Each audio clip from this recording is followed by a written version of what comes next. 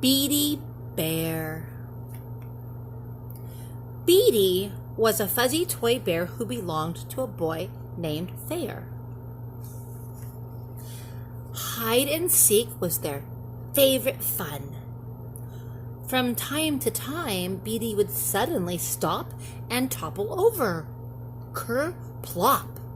He'd come unwound. Then Thayer would always go find him and take his key and gently wind him. Once Beady was all wound up, he wanted to keep on playing. And yet, when Thayer went to bed, Beady knew he ought to too.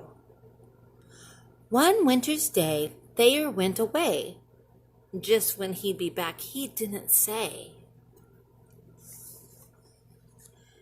Being all alone for the first time, Beady amused himself by looking at a book.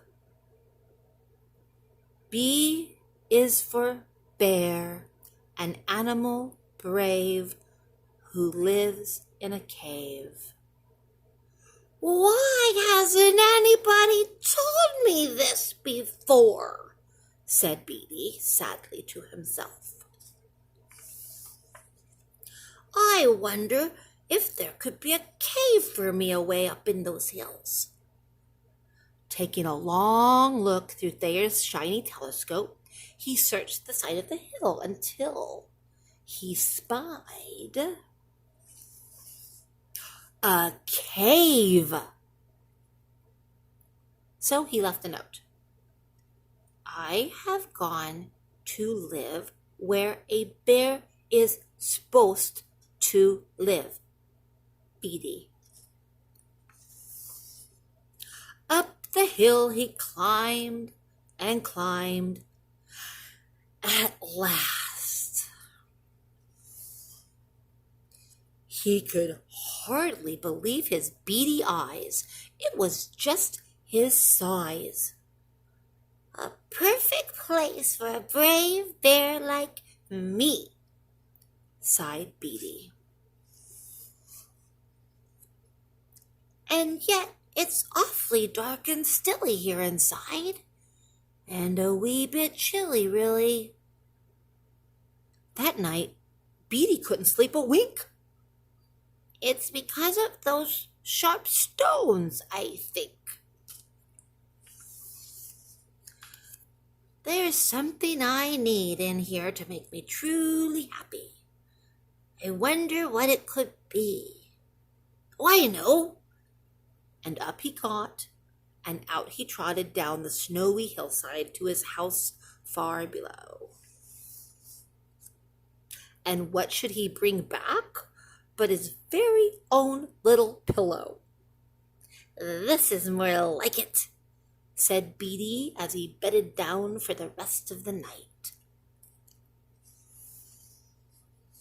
"But there still seems to be something missing."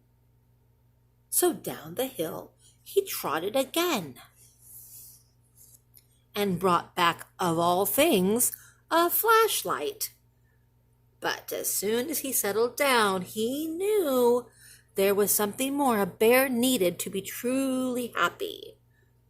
"What good is a light without something to read?"